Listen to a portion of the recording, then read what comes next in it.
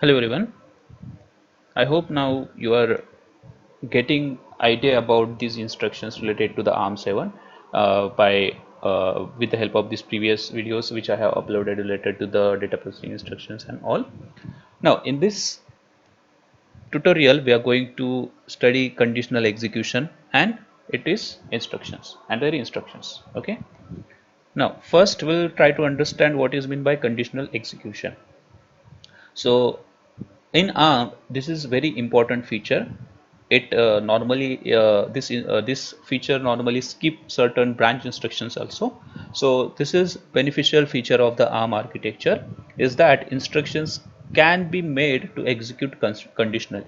Okay. So for example, I want to add two numbers like add r0 comma r1 comma r2. I want to add perform addition operation on r1 and r2 and result will be stored into the r0, but with certain condition, like if certain numbers are equal then only I have to perform this add operation. So I can I can make this instruction to execute conditionally by just appending two letters to this particular instruction. For example, add eq if equal. Okay, so in this way we'll study these instructions in the in the next slides.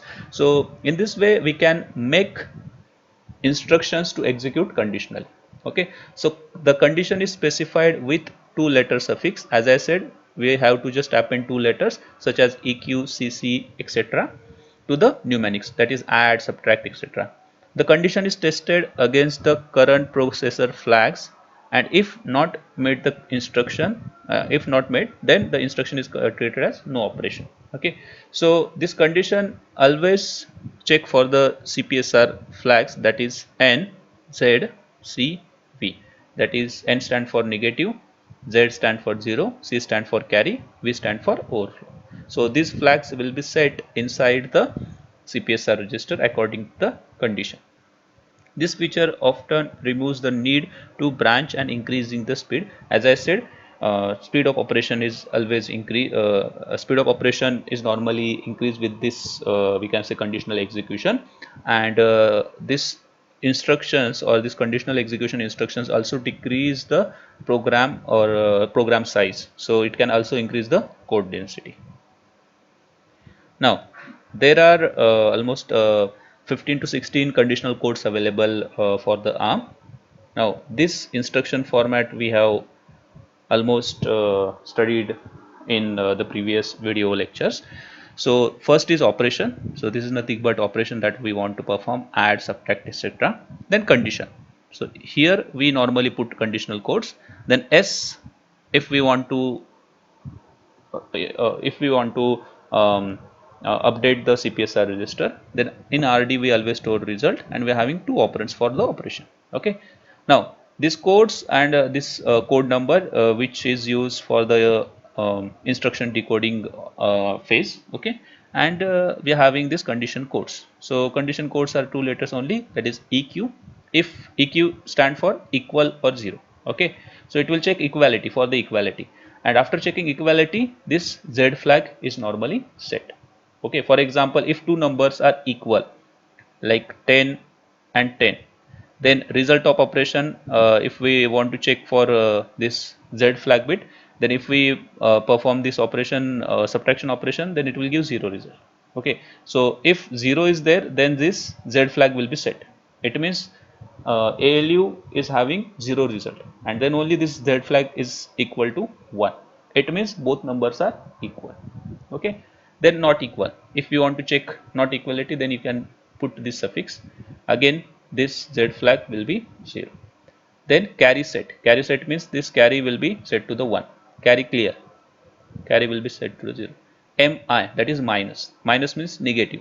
So we are having n flag bits inside CPSR register. So this flag will be this flag bit will be set to the 1. Plus, if we are having plus result, then this n bit will be 0. Overflow, we are having v bit, so it will be set overflow clear, that is 0. Unsigned higher, so carry and these two bits will be used. Then unsigned lower, then we are having sign greater than or equal, then we are having sign less than, sign greater than, then sign less than or equal, and always default. So these are the conditional codes which are available for the ARM processing instructions. Okay. Now in this we'll see certain things related to the condition code. So as I said, these conditional codes can be put inside this condition box. Okay, and most of the time when we put these conditions, then CPSR register must be updated. So for that we have to suffix X to the instructions, and please remember this thing, there are certain exceptions for these instructions. So these instructions basically automatically update the flag bits, so there is no need of appending S to these instructions. Okay, now we'll take one example. Suppose we have to execute this operation. If R2 is not equal to 10, then we have to perform this operation. R5 is equal to R5 plus, I am taking R2 here, R2 minus R3. Okay, so we have to, suppose we have to execute this operation. Then we'll write instructions like this. First compare R2 with 10. Okay, if R2 is not equal to 10, then only we have to perform this operation. So compare and branch if they are equal. So if they are equal, then skip, don't perform any operation, so it will jump to the skip location. But if they are not equal, then perform add operation, R5, add R5 comma R5 comma R2. So this will be performed like this, R5 is equal to R5 plus R2. Okay, and then subtract. Okay, so subtract is R5 R5 R3. So R5 again is equal to R5 minus R3. Okay, so what is R5 basically? This, and minus 3. So this operation will be performed. Okay, now this is without conditional execution. If we want to write this program with the conditional execution, then with the help of 3 lines we can write. So first we'll compare R2 with 10, whether we have to, first we compare R2 with 10, and then we use add any stand for not equal. Okay, so add any, if not equal, then only perform this operation, R5 R5 and R2. So add this R5 with R2. Okay, and then subtract this R5 from R3. So R5 is equal to R5 minus R3. Okay, so add any stand for not equal. So this instruction always check the conditional or flag bits of the previous instruction. So in this instruction we have compared this R2 and 10. Okay, now this compare instruction basically performs subtract operation. So it will perform this subtract operation, R2 minus 10.